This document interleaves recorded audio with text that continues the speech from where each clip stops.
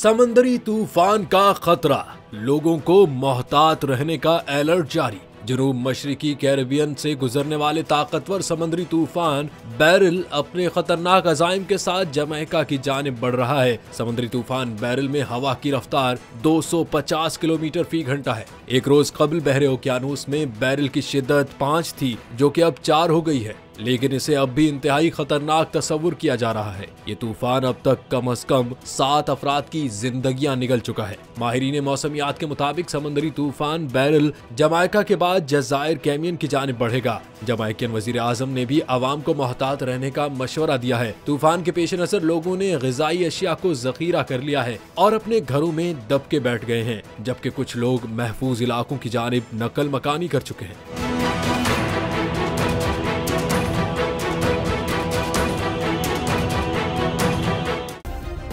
Subscribe करें और bell दबाएं ताकि कोई खबर रह न जाए।